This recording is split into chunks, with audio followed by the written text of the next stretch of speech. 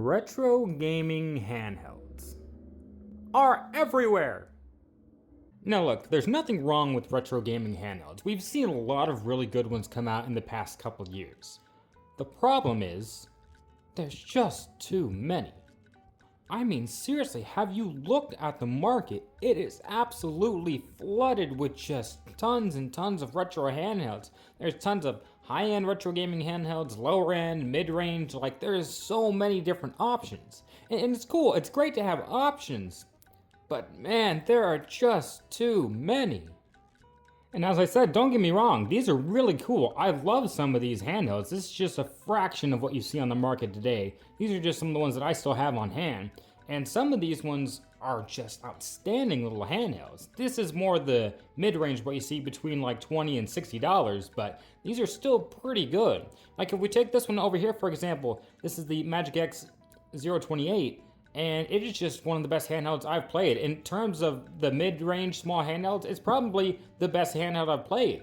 And then you have this one over here, which is just an NES clone. Like, it's nothing to write home about. It's cheap, it has screen tear, but it's kind of a cool novelty to have.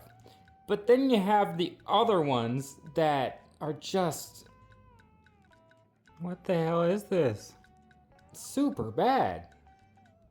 But look, I don't need to get into a long ramble about the retro gaming handheld scene. Are there a lot? Yeah. Are there too many? I think so. But I see the market for them and I understand why we have them. I just think we could use a little bit less.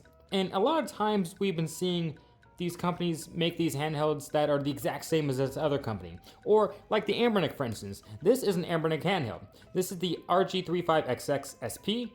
And they have redone this damn thing like 8 different times. They've used the same processor and stuff and have just reshelled it. And one looks like an original Game Boy Advance, one looks kind of like an original Game Boy, one looks like the Game Boy Advance SP. They've redone it like 8 times. And I'm just impressed. Like, for a while there, I was mad at them. And then when they released the GBA version, I was just impressed. I was like, I did not think they could do it an 8th time. And they managed to do it. I'm waiting to see what they do for the next one. Are they going to pull it off and like rechange this one too to like a 9th version? I don't know.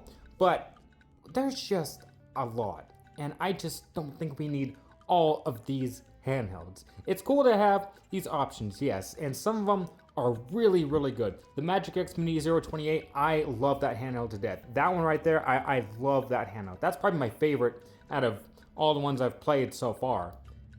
But man, the retro gaming handheld scene is flooded.